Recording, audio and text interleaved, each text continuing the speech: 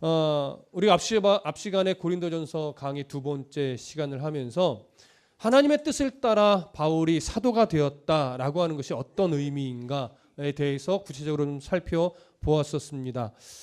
바울은 어떤 사람의 뜻에 따라 또 사람의 어떤 임명을 받아 사도가 된 자가 아니라 다메섹 도상에서 하나님의 강권적인 역사로 말미암아 그는 하나님 앞에 회심을 하였고 그 회심 이후로 바울은 하나님께서 이방인을 위한 사도로 나를 부르셨구나, 이것에 대한 분명한 확신을 가지고 이방인에게 복음을 전했었다고 말씀을 드렸습니다.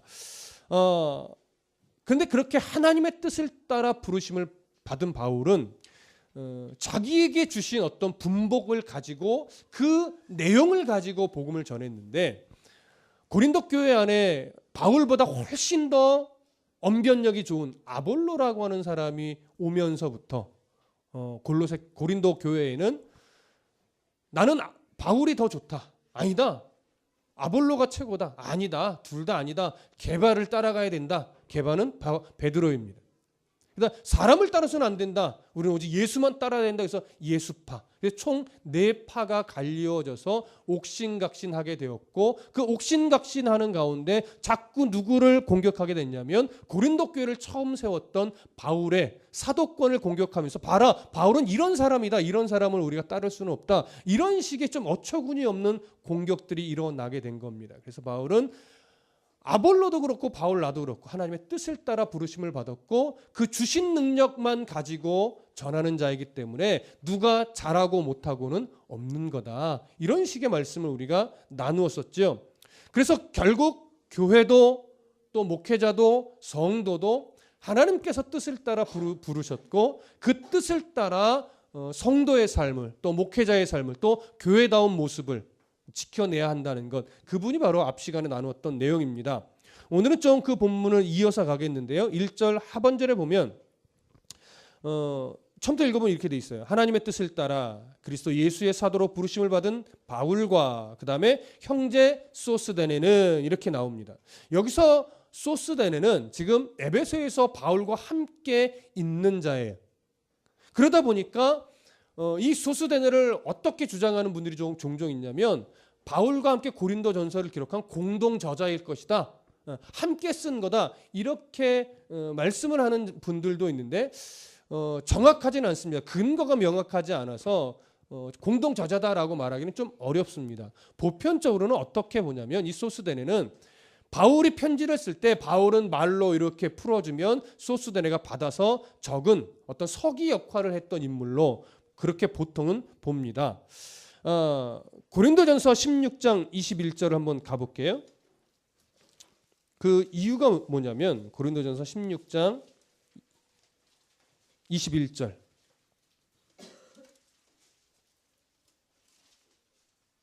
고린도전서 16장 21절 함께 읽습니다. 시작. 나 바울은 친필로 너희에게 문안하노니. 한 구절만 더 찾아볼게요. 갈라디아서 6장 11절.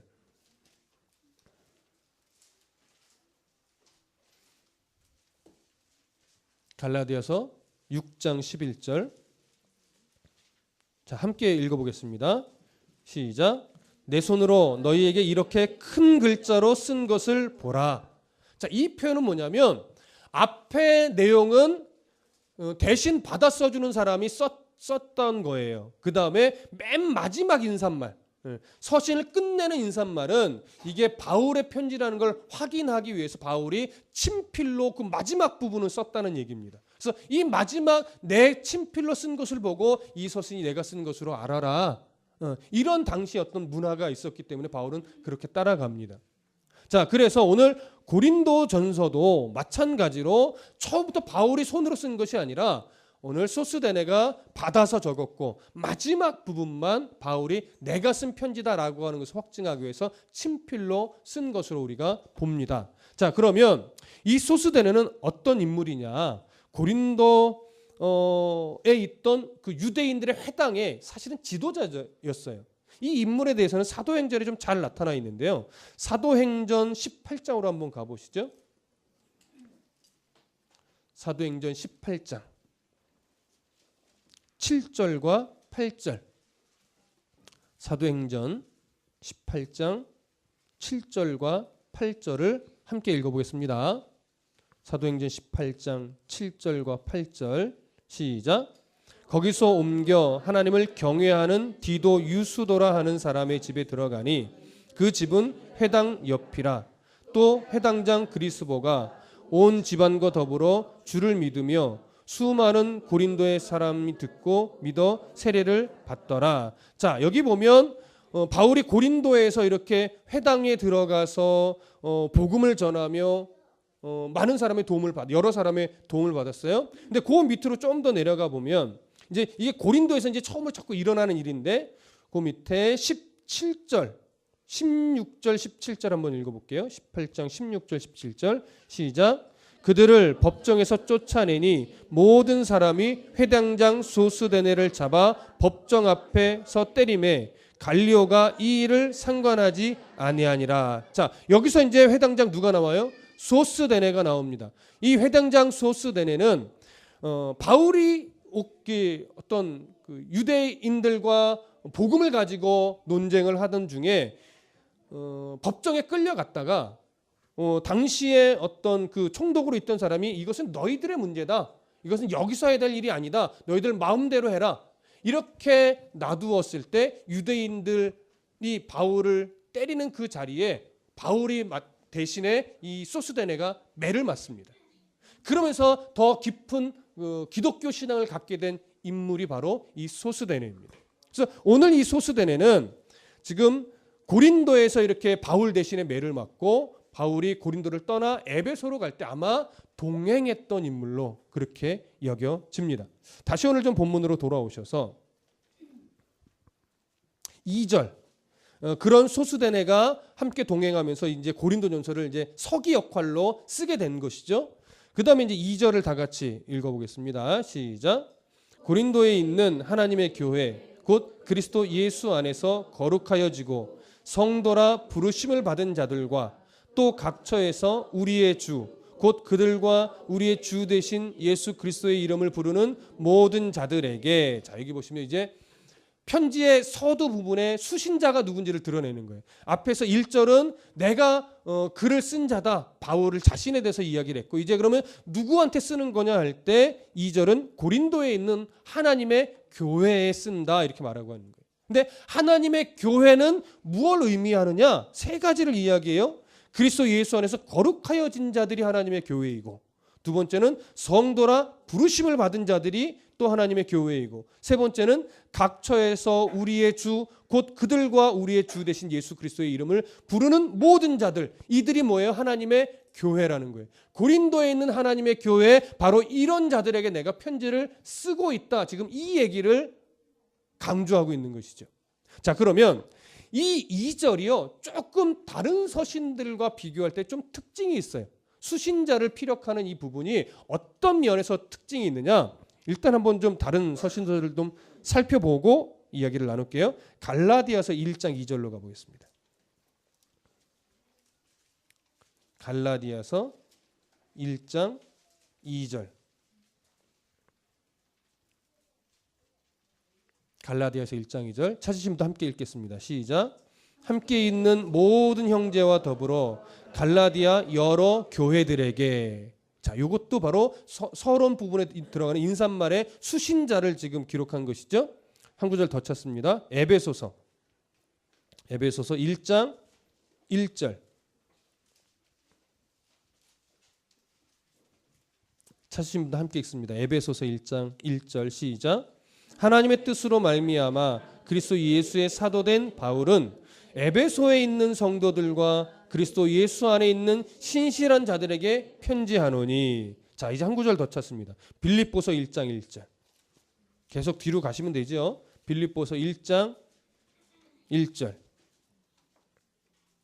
함께 읽습니다. 시작. 그리스도 예수의 종 바울과 디모데는 그리스도 예수 안에서 빌립보에 사는 모든 성도와 또한 감독들과 집사들에게 편지하노니. 마지막으로 한 구절만 더 찾습니다. 골로새서 1장 2절. 빌립보서 다음에 있죠. 골로새서 1장 2절. 자, 함께 읽습니다. 시작. 골로새에 있는 성도들 곧 그리스도 안에서 신실한 형제들에게 편지하노니 우리 아버지 하나님으로부터 은혜와 평강이 있을지어다. 아멘. 자, 우리가 다른 한 네 군데의 서신서들의 그 수신자가에 대한 내용이 들어있는 구절을 좀 우리가 살펴 읽어봤어요. 두 가지 특징을 좀 발견하셔야 됩니다. 자, 첫 번째 특징은 뭘까요? 다른 인사말에 비해서 오늘 고린도전서 인사말이 조금 더 길고 자세하게 설명하고 있습니다. 그리고 또 하나 있습니다. 보통은 그냥 어디 교회 아니면 누구누구 성도들에게 이렇게 표현합니다. 근데 바울은 여기서 아주 독특한 표현 하나 써요. 고린도에 있는 하나님의 교회에게. 하나님의 교회란 말은요, 다른 성경에는 등장하지 않는 표현이에요. 오직 바울 서신에만 등장을 하는 표현인데, 바울 서신 중에서 특히 이 수신자에 해당하는 인사말 부분에 하나님의 교회라는 표현을 쓴 것은 이 고린도전서가 유일합니다. 무슨 말인지 이해되시죠? 그러면 하나님의 교회가 무슨 의미냐를 조금 살펴보고 넘어가려고 하는데, 하나님의 교회란 말을 자꾸 쓰게 되면 굉장히 좋은 표현인데, 이 안상홍 증인회가 이 표현을 자기네 교회의 어떤 독특한 명칭으로 사용하고 있어가지고 좀 기분이 나쁩니다. 예. 그러나 그 표현은 성경에서 따온 말이지 그들이 잘못 쓰는 거지 이 표현 자체가 틀린 것은 아닙니다. 자, 그러면 하나님의 교회라고 할 때 이 교회라는 단어는 우리가 상식적으로 많이들 알아요. 헬라어로 뭐죠? 에클레시아. 그래서 에클레시아는 하나님의 부름을 받은 성도들의 모임, 그들의 어떤 예배, 집회 이런 것들을 일컫는 기독교의 어떤 정형화된 표현으로 우리가 알고 있습니다. 그래서 역사 속에서 에클레시아라는 단어는 실제로 이런 믿음의 공동체, 하나님의 부르심을 받아 예수 그리스도를 주로 인정하는 자들의 모임 자체를, 그런 성도 자체를 교회로 에클레시아라 이렇게 불러왔습니다. 그런데 본래 에클레시아라고 하는 헬라어 단어는요, 기독교 공동체에서 사용하는 어떤 독특한 유일한 단어는 아닙니다. 일반적으로 어떤 집회나 일반적으로 모임을 의미하는 보편적인 그냥 단어예요. 그래서 이 단어를 우리나라 정서로 좀 바꿔보자면 이런 의미예요. 동호회 이런 느낌. 그러니까 동호회라는 건 뭐예요? 여러 스포츠 동호회도 있고 음악 동호회도 있고 어떤 취미 동호회도 있고 동호회는 많죠. 종교성을 띠고 있는 동호회도 참 많이 있습니다. 당시 고린도는요, 경제적으로 굉장히 부유한 도시였습니다. 그러다 보니까 그 부유함으로 인해서 여러 가지 에클레시아가 참 많았어요. 그냥 우리식으로 표현하면 조기축구 에클레시아, 등산 에클레시아, 볼링 에클레시아, 춤 에클레시아, 댄스 에클레시아, 등등등 굉장히 많아요. 여기에는 우상과 관련된 또 이방 종교와 관련된 에클레시아도 많이 있습니다. 그래서 바울은요, 고린도에 너무나 많이 있었던 그런 이상한 사교적인 일반적인 에클레시아와 구분을 하기 위해서 하나님의 교회, 하나님의 에클레시아에게 편지를 쓴다 이렇게 구별해서 쓰고 있는 겁니다. 그래서 이 표현은 굉장히 중요합니다. 하나님의 에클레시아. 우리는 모두 뭐예요? 하나님의 에클레시아 안에 속한 믿음의 공동체입니다.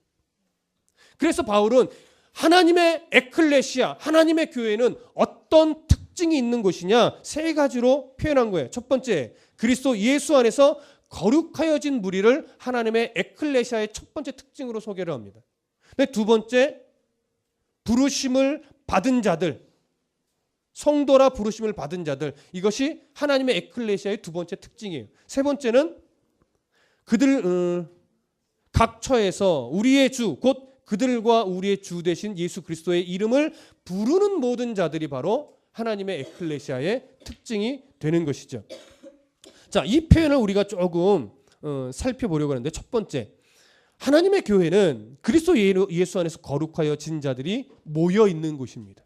그들의 모임 자체가 바로 하나님의 에클레시아죠. 그렇다면 우리가 이런 표현할 때 조금 부담이 되는 것은 뭐냐면, 내가 나를 볼 때 하나도 거룩하지 않은데 성경은 뭐라고 말해요? 그리스도 예수 안에서 거룩하여진 자를 교회라고 말하는 거예요. 나는 하나도 안 거룩한데 거룩한 자들의 모임이 교회래요. 그러면 우리는 지금 교회일까요? 아닐까요?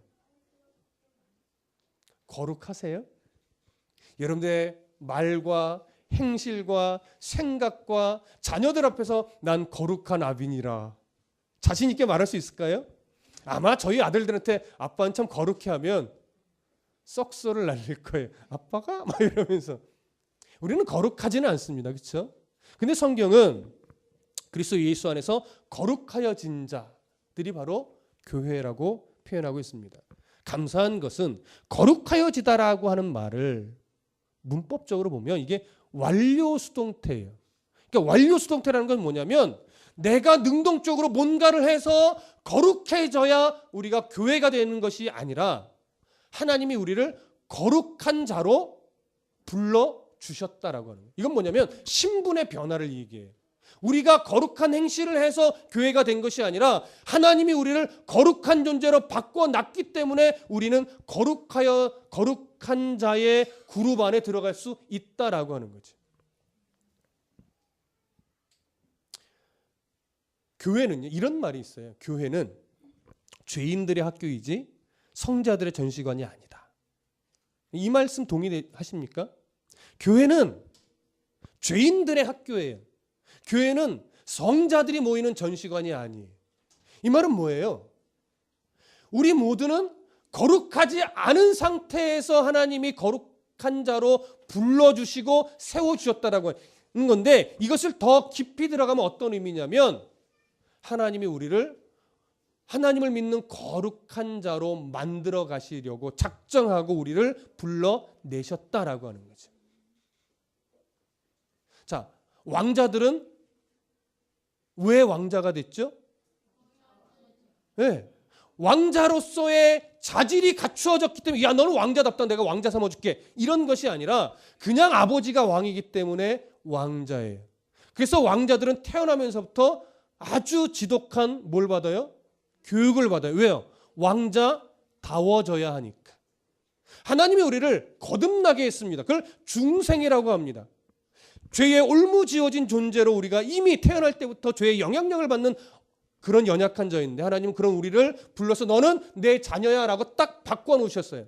근데 그 존재됨은 예전과는 전혀 다르게 하나님의 백성으로 거룩한 자인데 우리의 속사람은 아직도 거룩과는 거리가 멀어요.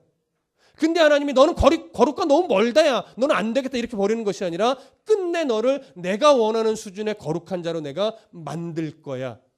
그래서 인생의 모진 풍파를 뭐예요? 겪게 만들어요. 왜요? 사람이란 존재는요 그 풍파를 겪어야만 거룩해져요. 돈을 많이 줘야 거룩해진다면 하나님이 여러분들 다 부자로 만드셨을 거예요. 여러분들이 좀 높은 권세가 있어야만 거룩해진다면 아마 여러분들은 거의 다 대통령급 됐을 겁니다. 근데 성경은 늘 무엇을 가르치냐면 무엇인가 풍성이 주어봤자 거룩해지는 것은 아니더라라고 하는 사실을 성경은 증언하고 있어요. 근데 놀랍게도 우리 안에 있는 죄성은 풍파를 겪고 모진 세파를 겪을 때 비로소 내 삶을 딱 붙잡고 안 놓으시는 하나님을 만나고 그 하나님을 만나야 뭐 해야 돼요? 우리가 거룩한 삶으로 조금씩 바뀌어져 가더라는 거죠. 그게 바로 오늘 본문에서 거룩하여진 교회의 모습인 거예요. 이해되시죠? 그래서 여러분 이 자리에 우리는 하나도 별 거룩하지 않아요. 근데 하나님이 조금씩 거룩하게 만들어 가세요. 그 만지심의 대상자가 된 자들이 모여서 하나님 더 구체적으로 나를 만져주세요라는 고백을 가지고 찬송하고 기도하고 말씀 앞에 나를 계속 부딪히는 싸움을 하는 모임이라면 이 모임은 뭐예요? 거룩한 교회가 맞습니다. 그러니까 결국 거룩해지는 싸움을 날마다 하는 죄인들의 단체가 하나님의 에클레시아예요. 무슨 말씀인지 이해되시죠? 예. 그렇게 보니까 죄인같이는 안 보입니다. 다 거룩한 자로 보입니다. 저도 좀 거룩하게 봐주십시오. 두 번째는 이렇게 표현합니다. 성도라 부르심을 받은 자들. 앞에서 말씀드린 내용과 별반 다르지 않습니다. 성도다워서 교회다라고 불러주신 것이 아니라 아직 성도답지 않지만 하나님 우리를 성도답게 만들 작정을 하시고 너는 이미 성도다라고 불러주셨다라고 하는 거지. 그것이 바로 우리입니다. 성도답게 만드시려고 불러내어 주신 것. 그리고 세 번째 특징은 각 처에서 우리의 주, 곧 그들과 우리의 주 되신 예수 그리스도의 이름을 부르는 모든 자들, 이들이 바로 교회라고 하는 거예요. 당시 상황 안에서 지리적인 어떤 시각으로 본다면 유대인만 하나님이 성도로 부른 것이 아니라 이방 땅에 있더라도 이방인이라 할지라도 우상을 섬기던 자라 할지라도 예수 그리스도의 부름 앞에 순종하여 오늘 말씀처럼 예수 그리스도의 이름을 부르는 모든 자들은 다 하나님의 에클레시아가 된다라고 하는 거죠.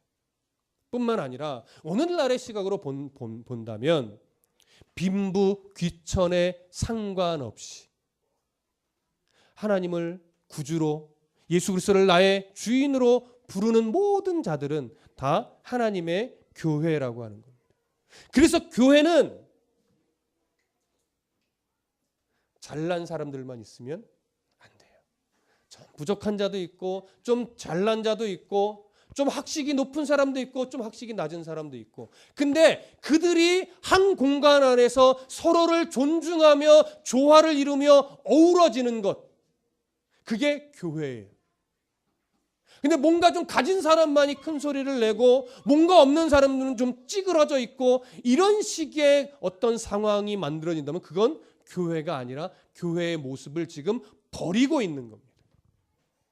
교회는 그런 모든 사람들이 어우러져 조화를 이루며 서로 누가 더 큰 소리를 내느냐의 싸움을 하는 것이 아니라 누가 더 서로를 존중해주고 인정해주고 기다려주는 싸움을 하느냐, 그 애씀을 갖는 곳이 바로 교회인 거예요.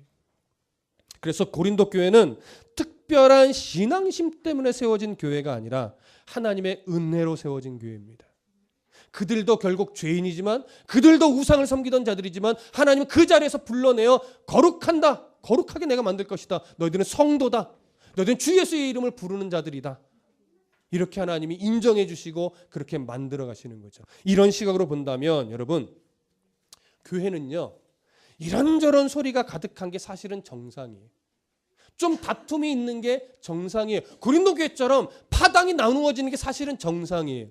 그러나 그것이 정상이라는 거 하는 말은 그렇게 나누어지고 파당이 있고 막 싸워야 된다는 얘기가 아니라 우리는 아직 죄의 습성을 버리지 못했기 때문에 어쩔 수 없이 그런 현상들이 조금씩은 일어날 수밖에 없다라고 하는 거죠. 그걸 알고서, 그걸 깨닫고서 무슨 싸움을 해요? 아, 파당을 짓는 것이 하나님이 기뻐하는 게 아니구나, 누군가를 업신여기는 게 하나님이 원하시는 게 아니구나, 그건 교회답지 않은 거구나, 그걸 이 말씀 안에서 인식하고 그러지 않으려고 몸부림치는 성도들이 모여있는 곳, 그게 뭐예요?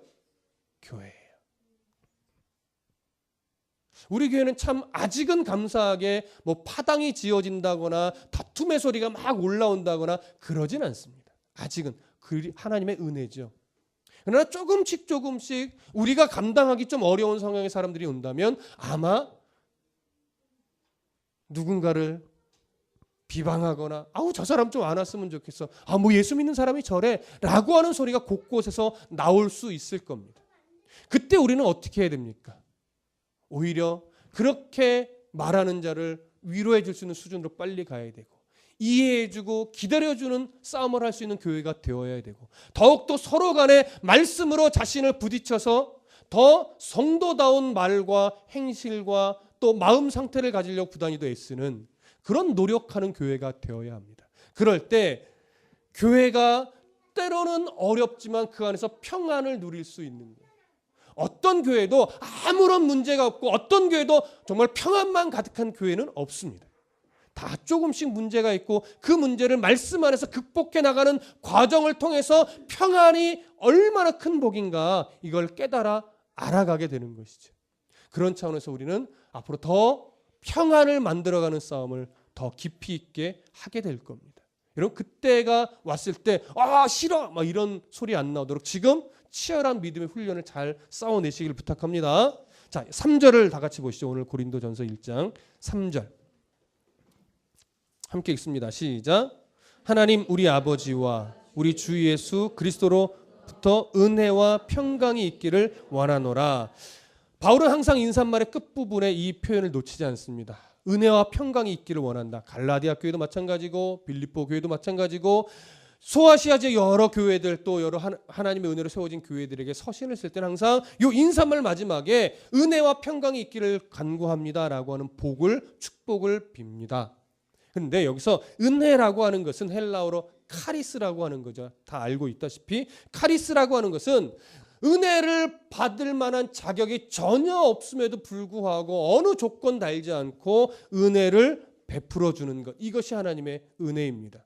신학적으로 보면 예수 그리스도의 구속사역으로 성취된 그 구원의 은혜를 받기에 전혀 합당하지 않은 자들이 하나님이 그들에게 은혜를 주셔서 예수를 믿게 함으로 말미암아 하나님의 나라의 백성으로 삼으시는 은혜, 이게 바로 카리스입니다.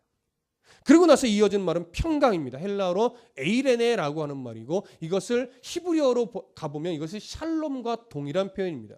샬롬이라고 하는 것은 어떤 말이냐면 당신과 나 사이에 어떤 긴장 관계가 없습니다. 당신과 나 사이에 거리끼는 일은 이제 없습니다 라고 하는 표현이에요. 그래서 당신과 나 사이에는 평안합니다. 이런 의미가 바로 샬롬이에요. 에이레네가 되는 거죠.